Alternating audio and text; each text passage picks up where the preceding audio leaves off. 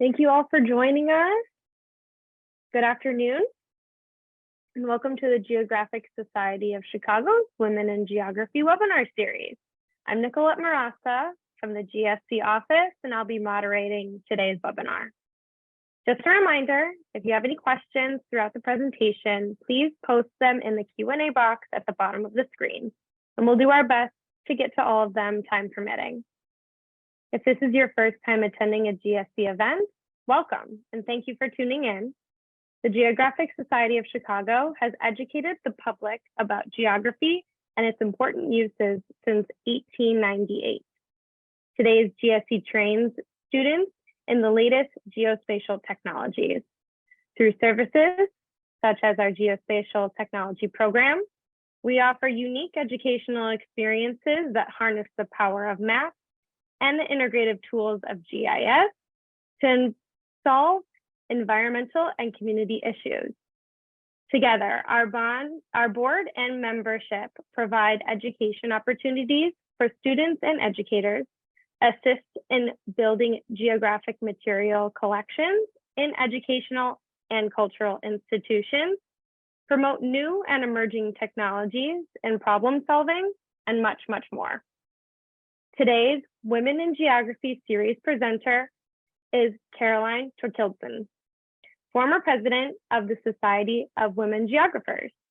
Caroline will share her story and the explorer Annie Peck as she guides us through visiting places Peck visited many years ago, beginning in Greece at the American School of Classical Studies, then to Switzerland, where Peck climbed the Matterhorn in 1895. Torkildson continues to Peru to visit Mount Lascaran, the mountains that made Peck famous, and South Peru, where she climbed Mount Corpuna. Thank you. Corpuna and El Misti. When visiting Chile and Argentina, we will discuss Peck's guidebooks, trade, and Pan-Americanism, as well as her air trip around the Continental at age 80 in 1930 to encourage tourism. Caroline, thank you for being with us today and presenting in the footsteps of Annie Smith Peck, professor, mountaineer, and Pan-Americanist. Thank you, Nicolette. Hello, everyone.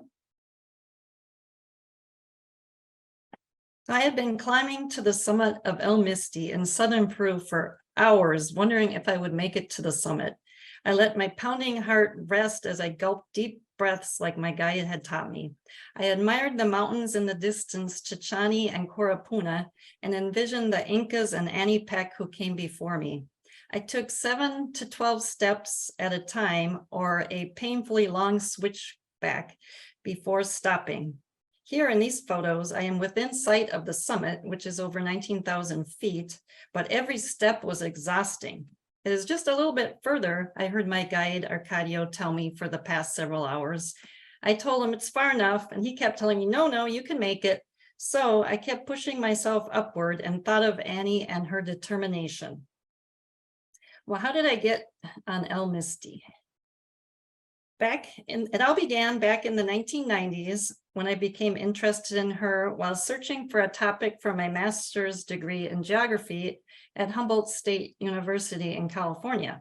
I perused the shelves of the school library with an interest in exploration and discovered these 3 wonderful books about women explorers. So I read them all, and I was especially impressed by Annie, at the photo on the far left there, as she had never married and did everything on her own, including leading her own expeditions in an era that was extremely rare for a woman. I had just climbed Mount Shasta. I learned later that Annie also had, and was enthralled by mountains, having moved west for college from my home state of Minnesota. Annie, like me, reinvented herself throughout her life. First, she was an intellectual and a teacher, and then a mountaineer and explorer, and later a promoter of tourism and trade in Latin America. So I wrote my thesis about her, which was her contribution to Pan-Americanism, which is the greater cooperation between the American nations. So that photo on the very bottom there, Hool was my maiden name. So that was my master's thesis. So Annie was born in Providence, Rhode Island in 1850 to a well-to-do traditional family. Her father was a coal merchant, businessman, and politician. Her mother was a descendant of Roger Williams, the founder of Rhode Island. She had 3 older brothers, and she longed to go to Brown University like they had. But women were not accepted there. So instead, she went to the state normal school. So that's the bottom picture there on the left, which by chance had opened when she was 22 years old. And so she was in the first class. And most of her family did not appreciate her endeavors to go to school or later to explore, except for her one brother, George. And the photo at right, that shows me visiting her hometown of Providence, the graveyard that she used to play as a child, North Burial Ground. I was a very timid child, early afraid of the dark. Later, my older brothers made fun of me for being cowardly. So when 8 or 10 years of age, I sat down all by myself and resolved in the future I would do what other people did, whether I was afraid or not. This resolution I carried out and overcame my timidity. So Annie taught high school, but the only job she could find was out west in Saginaw, Michigan, after she graduated from the normal school. And there she learned that the University of Michigan had just begun admitting women. And so in 1874, she was accepted into the program in Ann Arbor, and she graduated 4 years later in Greek and the classics. And after teaching high school for a little bit, she went back to the University of Michigan and earned her master's degree in Greek. And in 1881, at the age of 31, and I earned mine when I was 33, so very similar. She then taught elocution at Purdue in Indiana, and she just hated it. But she was one of the first female professors at a co-ed college. What Annie really wanted to do was to go to Europe to study like her brother George had done. So in 1884, she quit her job, and she first went to Hamburg, Germany, where she spent several months. So she's now 34 years old, and I was 33 the first time I went to Europe. And there she studied music. She was also a very good musician, and she studied piano and the German language. She was very good at languages, totally the opposite from me. And then at the end of her program there, she spent her summer tramping about the Alps with some new friends, and a little bit throughout Europe as well, and just was mountaineering a lot in the Alps. Like Annie, I lived in Germany, although further south in the countryside of Upper Bavaria for several years. This is the town of Berking, one of my favorite places a few miles from where I lived.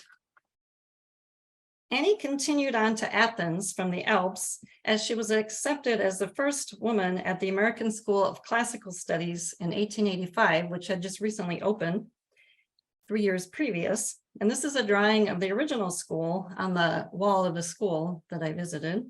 And then a photo of today. It's the Gennadius Library, which was built after she was there in 1926. Besides visiting the school, I went to celebrate my 50th birthday in Greece, and it snowed, which I was not expecting. So I met with Natalia Vogekov-Brogan, the director of archives at the American School, who showed me around. And the Blegan Library in the background there was founded in 1888, and it's still there. And so is the gate. The lower picture shows an older photo of the gate. And then on the top, to the left of me, there's a sign in English, but I thought the Greek sign was pretty neat. Annie spoke fluent Greek. So these are typical pictures from that era when Annie was there in Athens. And she continued climbing as her interest, she had started an interest when she was a child in the White Mountains of New Hampshire. And so she climbed Mount Pentelicus and Mount Hymettus, which were about 5,000 feet high, but she still had that interest. So after Annie graduated in 1886 and moved back to the States, she first taught at Smith College. although the University of Michigan supported women students, they were not allowed to teach there. And she didn't care for teaching at a women's school and realized despite her education, it was impossible to teach in her field being female. So she decided to make money lecturing instead, which she had dreamed of since she was a teenager. And she made much more money than she did as a teacher. So she began her career in Chicago, living with her cousin. She often throughout her life lived with relatives and in hotel rooms. A lot of the time in New York City, but she moved around a bit. And she lectured about Greek antiquities. Annie became quite successful. She was a very good orator and even spoke before the National Geographic Society. She was moving around the country speaking. And in and then I thought it's really cool too that in 1909 later, she spoke before the Geographic Society of Chicago. So there's a cool connection there. So in 1888, she took a trip west with her brother George and climbed Mount Shasta. She was then 38 years old. And then in 1895, she got a magazine assignment to go to Europe to write an article about a passion play in the Alps. So while there, she really wanted to climb the Matterhorn. She'd seen it on her previous trips and she was determined to climb it. So she set her sights on it this time around. I went to Zermatt to at least see the Matterhorn and hike up it a bit. I'm not a mountaineer, I'm more of a hiker. So that was a bit, would be a stretch for me. So this is a photo from Zermatt where everyone starts their climb then and today. Annie stayed at the Hotel Servan, which is still in existence today. And old photographs look very similar to the one that I took on the left. And in the inside too, although of course the chairs are different. And I met a young man who was working at the front desk whose female ancestor had climbed the Matterhorn. So the Matterhorn had been climbed for about 30 years before Annie climbed it. And many people said she was the third woman, but there was more than that. And I think there were way more than that. There was probably a lot of guides' wives, but they just didn't record it. So I was in Zermatt just a year after the 150th anniversary of the successful ascent and disaster. So there was lots of information about that in town. That was in 1865. Several men fell to their death when a rope broke. And there's still some controversy over whether it broke or whether it was cut. So the museum had a big display about it. And on the right, that's a picture of the current trail. So they put up some routes to make it a little easier. So on the left, if you look way down the mountain, the tram ends up there at the Swartzy Hotel, and she stayed there on her way back. And she hiked up to it. I took the tram and then I hiked up from there. And then on the right, you can see the Hornley Hut, and that's where you start out your climb on the final summit night. And here's the hut today, and that sign that I'm standing by, and you can see it in the middle of the other picture, that's the original building where the hut was when she was there, and then they have slowly added on to it. And behind the building is the Matterhorn hidden in the clouds. And then this again is the view looking up, and then the inside. And I thought, as a former cartographer and a geographer, I was very interested in this really cool statue of the Matterhorn in the middle of the table there. So she wrote later, nothing to mountaineering, just a little physical endurance, a good deal of brains, lots of practice, and plenty of warm clothing. Well, she wrote that before she visited the graveyard. She visited the graveyard after, and as did I, although I was, of course, just on a hike, not a climb. So Annie gained more notoriety from her outfit than from climbing the mountain. The picture on the left from the museum is your typical view of what people wore back then. Women wore dresses everywhere, and there's places where it was illegal not to wear dresses. And she would, most women would hide their skirts under rocks, and then they pick them up on the way back down the mountain. They wouldn't even be caught dead in society with wearing pants. Well, she promoted it. She put it on all her lecture placards, and she was not afraid to promote this. So while I was in Zermatt, I visited the museum there, which has a big exhibition to Rudolf Tagwalder. So it was a few years coming yet, but Annie eventually climbed Mount Huascaran in Peru, the North Peak, with Rudolf and another guide. And he became the curator of the museum the year after he came back in 1909 until 1944, right before the war. And so they had lots of books about him, and even at the front of the museum there, they have a carving of his head. And he had lost his hand and foot to frostbite on the climb with Annie. And this was her other guide, who I asked about while I was at the museum, but the curator didn't know anything about him. He kind of faded from the limelight. This is Gabrielle Zumtagwald. This is from her book about the expedition. So she came back, and then she went on the lecture circuit, and the Lyceum, I'm not sure if I'm saying it right, Lyceum circuit, as well as the Chautauqua circuit, were very popular. The people that wanted, like Mark Twain later, and all these popular people would do these circuits, and then they were kind of like rock stars of the time. So these are some of the photos from the old days. So now that she was back, she had her goals set higher places. She decided to go climb Mount Orizaba and El Popo in Mexico, which were easy for her, but she now had the record for the highest point for an American in the Americas at a little over 18,000 feet. But she wanted to climb higher. She wanted to hopefully climb the highest peak in South America. So it took her several years to raise funds because her family didn't support her, so she was always scraping by to be able to go on these expeditions. So one of the places that was dear to her heart was Yungay in South America.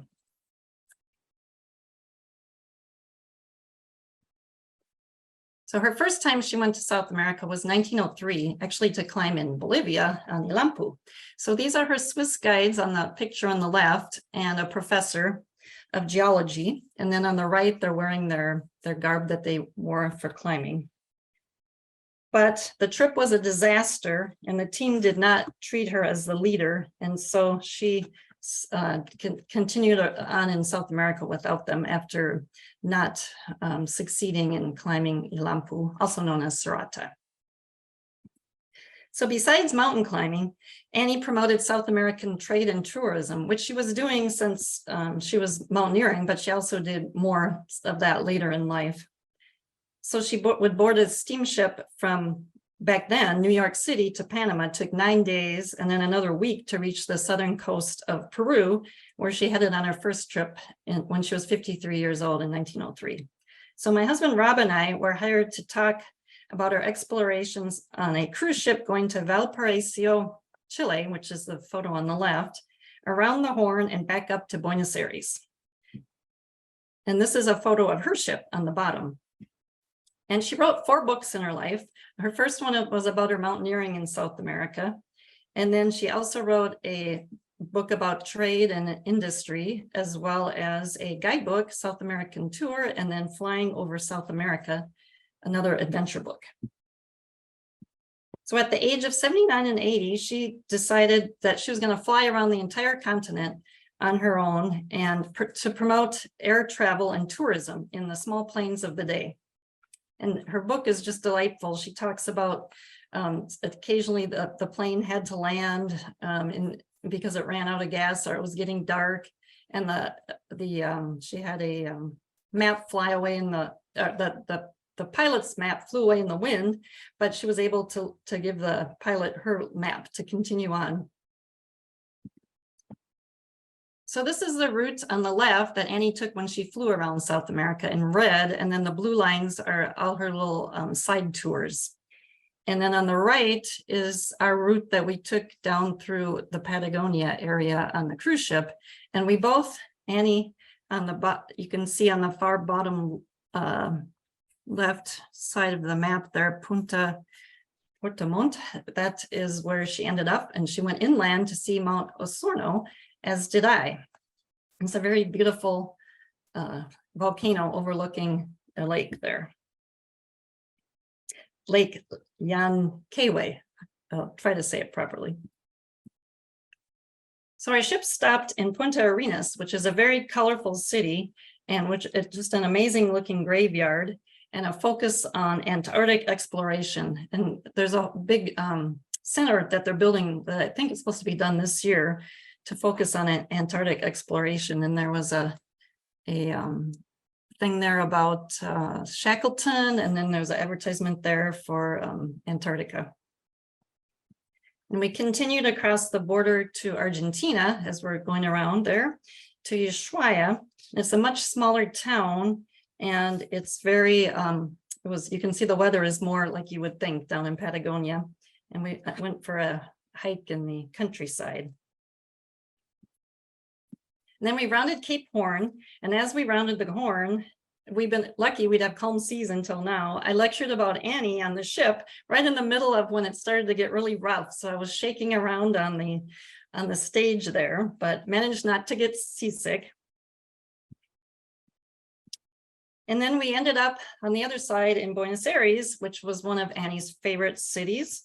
And I wanted to see the hotel that she recommended in her guidebook, the Grand Hotel, where she liked to stay. Well, it's no longer a hotel, but it's apartment buildings. And I looked at old photos, it looks just the same in the photos as it does today. And being an avid horsewoman, just like Annie, I took a trip to a ranch where the gauchos showed me how to ride Argentinian style. So following in Annie's footsteps couldn't be complete without visiting her famous peak, Cumbra Annie Peck. It was named by the Peruvian government after she climbed it, the North Peak of Huascarán, which is 21,834 feet tall. The South Peak is actually taller and wasn't climbed until 24 years later by some Germans. So a friend of mine, Jackie Hill Murphy, who follows in the footsteps of historic women explorers, she brought a postcard with her to Siberia to hand out about Kate Marsden, who she was following her footsteps. She had helped lepers over there, and she had had a postcard too. And I thought, well, what a wonderful idea. So I made this postcard with Annie's famous photo on it and handed it out to people as I went, and it was a big hit. So on the right is a map of Peru.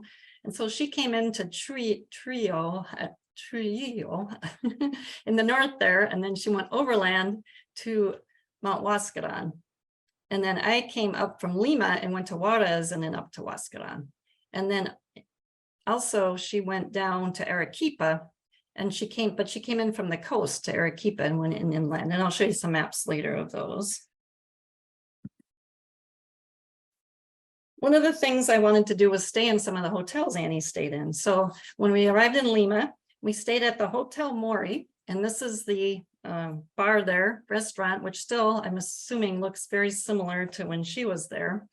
And we were on a flag expedition for the Explorers Museum in Ireland, which a friend of ours, Lori Carnath, runs. And Lori was one of the two females that were in charge of the Explorers Club, or the president.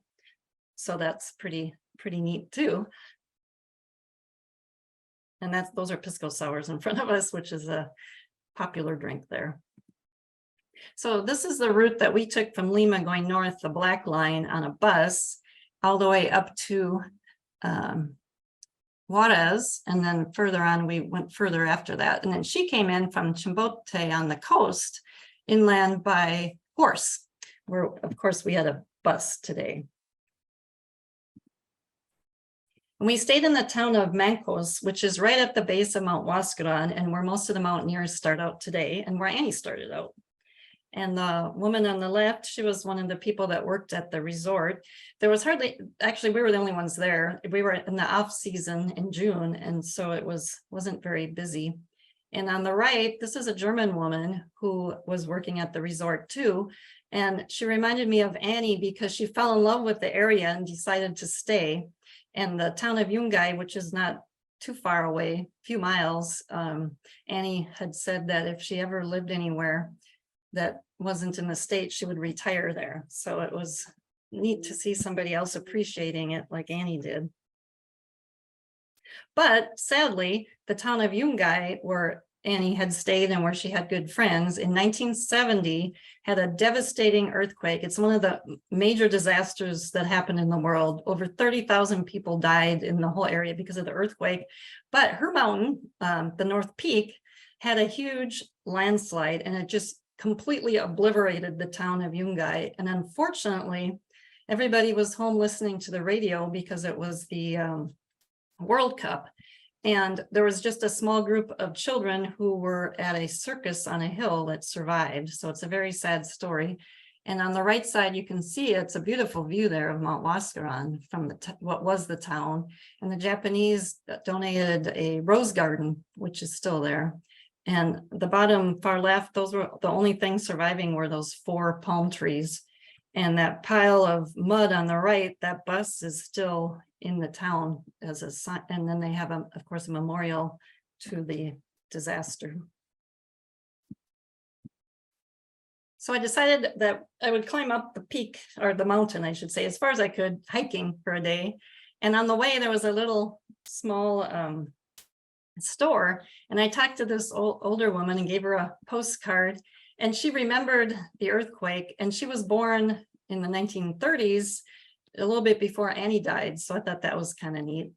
And then climbing up or hiking up the trail there, I met a woman on the trail. And as you can, I'm imagining their clothing is very similar to back then. Of course, the trail's probably a bit wider, and there were no eucalyptus trees back then either, which you can see behind me, which were imported. So these are some photos from Annie's book. And on the left, those are her Indian guides, and then on the bottom there. And another thing she did that was radical, and she wrote about it, was she shared her tent with guides and with Indians, which, you know, that would probably be unheard of too at the time. And on the right, there's a photo of her. She's in the Aurora Range, which is in the center of Peru. She also went on a trip, which she wrote about in her Apex of South America book, to look for the source of the Amazon. And there she's on an unnamed peak, and you can see her trousers. And even today, we don't know what this peak is. So I would love to adventure into that area and try to figure that out. And then here's some more photos with her. So this was on her final successful trip in 1908. She took several years and several attempts to climb her mountain, but she was determined. And the far left, that is Rudolph with her porters. And then that is Gabrielle in the middle, cutting his way up. And then afterwards is her porters there on the side. So these were some of the first modern day Peruvian mountaineers. So this is the photo, and they had a big poster of it at the resort we were at, of Annie in her outfit that she wore on Huascaran. And she wore this mask, which they were for sale all over when we went down to Arequipa. So she must have purchased that on her first trip, because that's where she went her first time. And then she wrote this wonderful book, The Search for the Apex of South America. She was hoping to find the peak of the whole continent, but it was not as high as she anticipated. And then I went to New York City to see where she had lived. And then I'm at the New York Public Library there, and they had her book. So one really cool thing that Annie did, she decided, well, I'm going to check out the east side of the mountain, because a couple people had attempted the west side, but they had not been successful before her. And on the east side, she went up to these beautiful lakes, Yanganaku Lakes, and this is now it's now a national park. And there's just amazing cliffs we took a taxi up, but she took a horseback up. And so the taxi driver's son, he's helping me set up the flag for a photo. And we met this Canadian who was biking the length of North and South America. And she was so amazed when I gave her a postcard and said, that peak right above you was first climbed by a woman expedition. And that is the North Peak there that we're looking up at from the lake. And hardly any people climb it this way. They do, but it's not as common. Her route that she pioneered is the major way that people climb Mount Huascaran, but they usually go out to the South Peak because it's higher. And these are some photos on that side of the mountain, but there's too many avalanches, and she decided that wasn't the best route to go. And in the park, I was giving my cards to the rangers, and there's a couple rangers, and then the woman on the left, she ran a concessionaire there. They had delicious corn, of course, and some other things. So then we headed over to the Caras, which is further north in the valley between the Cordillera Blanca, where Mount Huascaran is, that you can see in the distance, and the Cordillera Negra, which is closer to the coast, and it's a little lower in elevation. And we met up with the couple, Daisy and Robert Kunstadter, who write guidebooks for Footprint, and also they write their own guidebooks to Peru, Ecuador, and the Andes, and they live in Ecuador. And they were just delightful. And they had been on this trip before. So the really neat thing about this, so we took a bus up to this pass, and then around 16,000 feet, and then we slowly meandered our way down the mountain. And what's really neat is this is the route that Annie went when she first came from the coast, and her first time to seeing Mount Huascaran, and just she was a little bit overwhelmed about how big it looked when she first saw it. So we had a bit of an adventure. We ended up coming back in the dark, but I loved it because then I got to see the stars, and the stars were just spectacular out there with no light pollution. So then we headed back to Lima, and now we're going to head down to southern Peru. And we stayed at the Hotel Bolivar, which also Annie had stayed at. And she was a friend of President Leguía, who was president from 1908 to 1912, and then 1919 to 1930. And she was actually friends with him before he became president. So he was very supportive of all her endeavors. And this time we flew to Arequipa. And on the way, we flew over Mount Corapuna. So Mount Corapuna was Annie's last peak in Peru at age 61 in 1911. So she was in a competition with Hiram Bingham. So Hiram Bingham, he did not like women exploring, and he thought they should not be out there at all, and was highly upset that a woman claimed the highest point for an American in the Americans from Mount Huascaran, and he was determined to beat her. And they had both read a book that said that possibly Corapuna was taller, so they were on the same steamship together heading there. But she went directly there. He instead went and he discovered, quote unquote, Machu Picchu, which he is now famous for. And then he came along and climbed it after her. And as you can tell, this peak there's a bunch of little peaks there, and she didn't climb the tallest one. And he climbed higher, so he gets the credit for climbing it. And so what she did, and the picture on the bottom is her with her team, and she put a flag there. It's the Joan of Arc Suffrage League flag, as well as a Peruvian flag. She was a huge suffragist. She spoke and she traveled around promoting women's right to vote. And then right after she came back, there was a huge parade in New York City. And she was also a big promoter of women in politics. And she was very vocal, writing to the New York Times and various things about issues and about getting the right to vote. And it's wonderful that she was alive to experience that.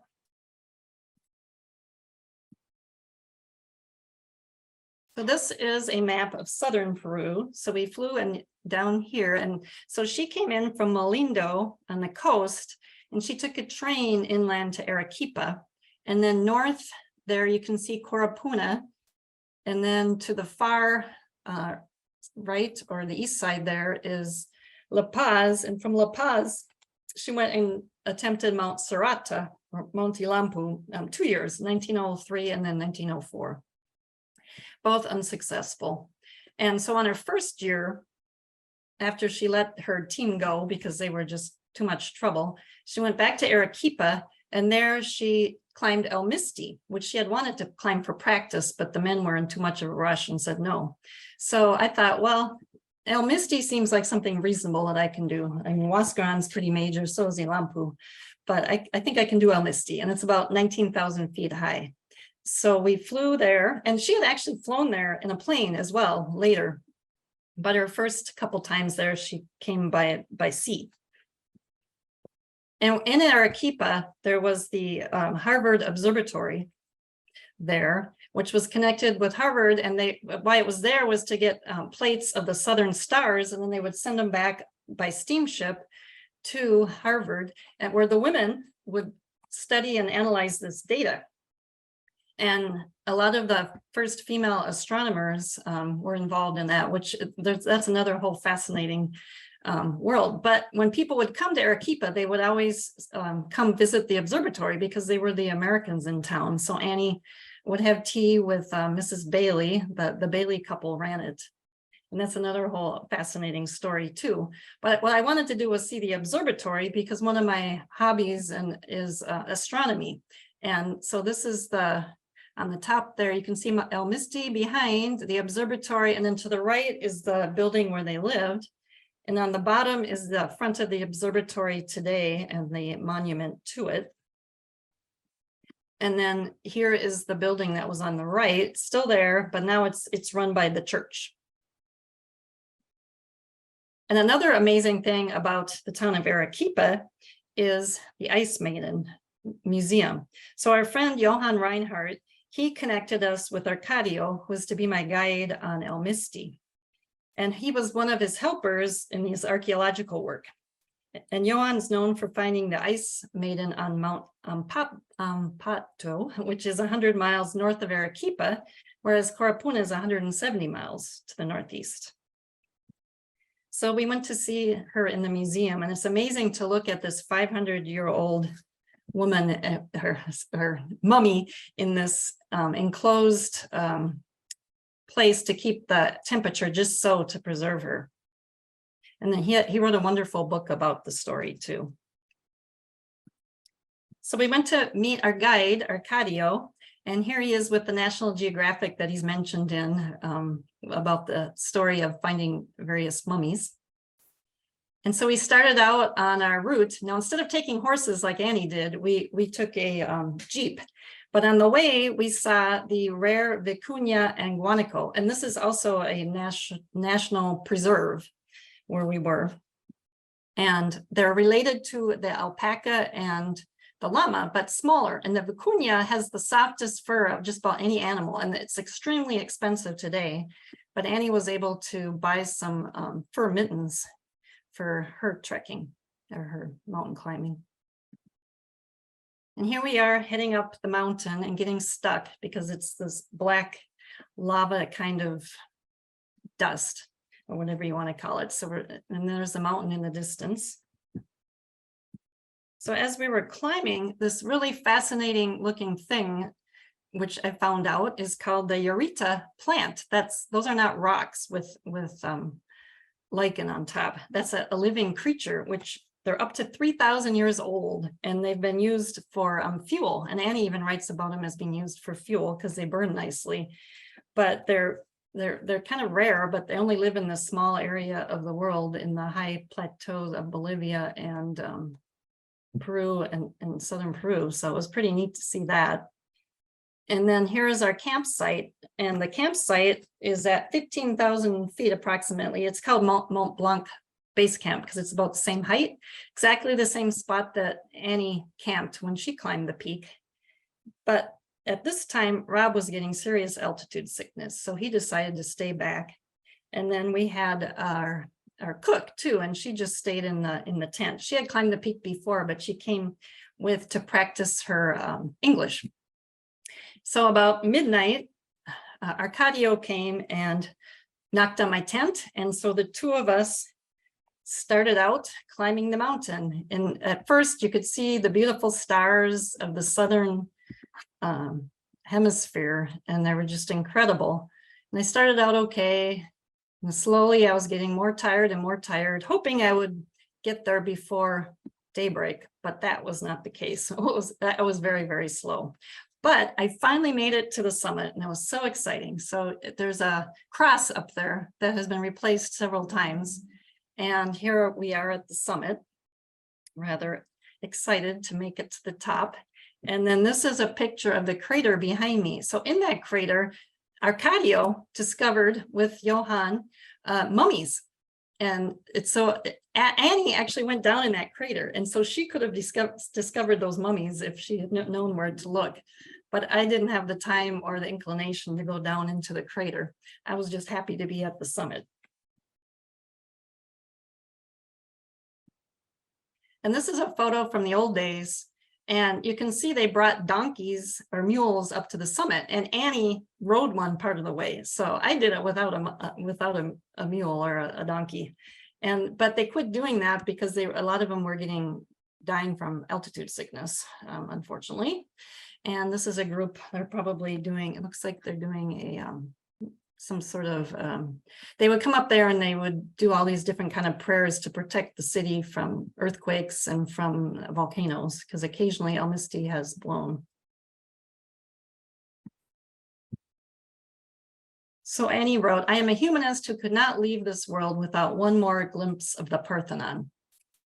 So Annie's last trip to South America was when she flew around the continent.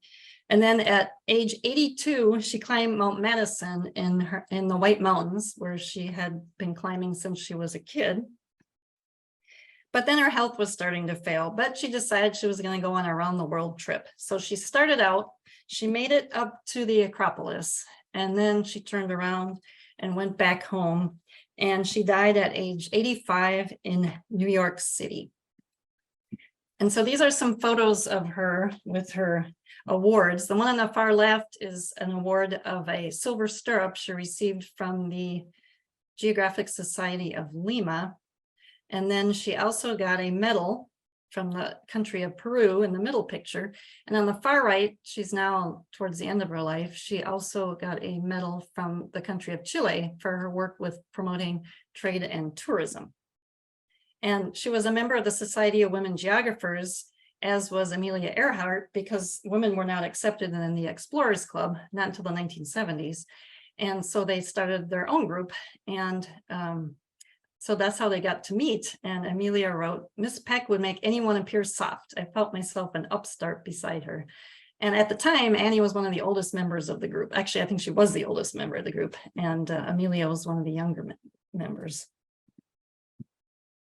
And so one thing I wanted to do was see the hotel that she had lived in towards the end of her life and when she died, and it was a Hotel Monterey in New York City. And she wrote that she would go up and down the 6 stories to keep in shape because she never had time to exercise between trips. And then this is her grave that at the beginning of in North Burial Grounds, at the beginning of the slideshow I was showing you, where she used to play as a child, and she was also buried there. And her friend from the American Geographical Society, John Finley, wrote, you have brought uncommon glory to women of all time, which is engraved on her stone in the cemetery. So Annie inspired me to follow in her footsteps, to see all these cool places, and also to give me the strength to be strong in my life and to continue on with my own dreams and travels.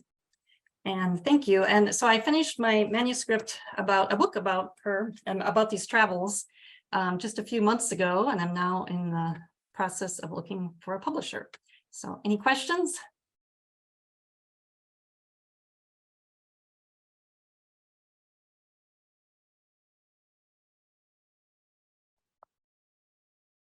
Thank you again for presenting, Caroline. Sure. I really enjoyed your thorough information. This time we will go over a few questions. We'll give just everyone a moment to place them in the chat. Okay. I did have a question. Sure. What are some of your tried and true items that you bring with you when you go climbing? Oh, that's an interesting question.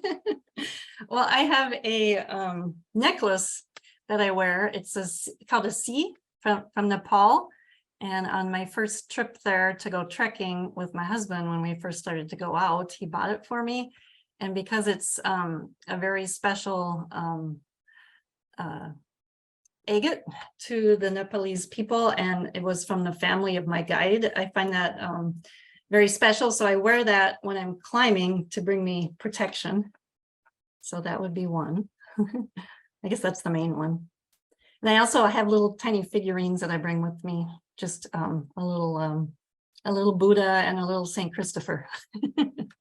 I love that. I love that. right. Looks like we do have another question. All right.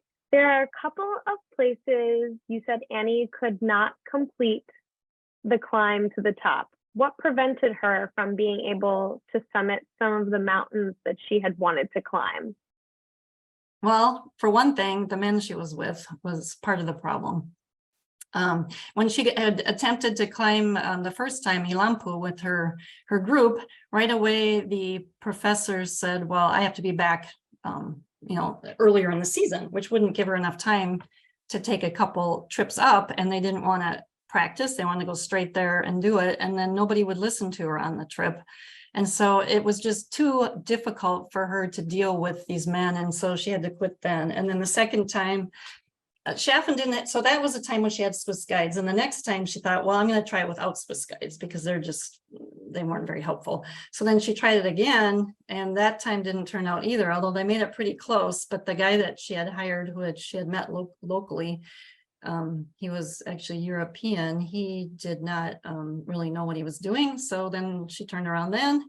And then sometimes it was due to, sometimes her funds took a while to come through. So when she had gone on the east side of Mount Huascarán, it was late in the season and there was a lot of avalanches. So weather also was a factor. Nancy says, thank you for introducing us to Annie. I learned a lot about her from you, and reading her book titled A Woman's Place is at the top. It's really cool. Yeah, that's her biography. That's a good book. We have a question. Did or do you do anything to prepare yourself for climbing in higher altitudes? Yeah, so at the time when I had climbed El Misti, and also I had climbed Kilimanjaro a year or so before that, I had little hills where I lived, so I go up and down the hills just for like a half an hour. So I didn't do a whole lot more than she did. Yeah, that's awesome. All right. Let's see here. All right. So, chat is disabled. Thank you for the interesting, inspiring presentation. I may have missed it, but how did you identify all of her trip details from her diary and other writings? What other research? And then it says, also given her lifestyle and the speakers too, it appears that she's had good genes for her health and lots of vigorous exercise to keep herself fit. Yeah. Although she didn't always have that much exercise, but yeah, she was. She liked to do, walk and go upstairs and things. But okay, so what was the first part of the question now? Yeah. So, how did you identify all of her trip details? The research. Yeah. So I read all of her books. Her first book is a mountaineering book, The Search for the Apex of the Americas. And she has a lot of the detail in there. And then her second two books have a lot of information about places she went. And then her Flying Over South America book does as well. And then her biography had a lot of good information. And also the book that I posted at the beginning, Women of Four Winds, that was also very helpful. And then there's, I read a lot of her articles, like she wrote articles about climbing the Matterhorn. So I found those, and then articles also about climbing Corapuna, and those were, I believe, they were in the New York Times. And back when I was doing research for my thesis, and this dates me, but I was using microfiche. So I was looking through a lot of New York Times articles because she wrote a lot, and I found a lot of articles. And then now the Brooklyn College, I believe it is, has our Brooklyn Library, I think it is, has all of her information too, which I have not been out to yet, but I would love to go see. And her universities that she went to, the American School of Classical Studies, University of Michigan, they have some information too. So there's a lot of different scattered places, but the best place is probably, it would be in New York City at the Brooklyn Library, I believe it is. And the biographer, Hannah Kimberly, she donated a lot to there too. after she wrote the biography, but the biography has some really good information as well. That's great. Speaking of books, the next question is, how and where can we buy your book? Well, I'm still looking for publishers, so I have my website here that I'll keep it updated when it comes out. So hopefully in the next year and a half. That's fantastic. I hope that you find that awesome publisher soon. All right. That looks like the last of our, let's see here. Oh, it was another thank you. Glad to be introduced to Annie Peck. All right, let's see. And Robert and Daisy said, where is your next trip in the footsteps of Annie? That's great. Actually, we're gonna go up the Amazon on a cruise. So I'll be stopping at some of the places that she flew to. Oh, that sounds amazing. Yeah. All right.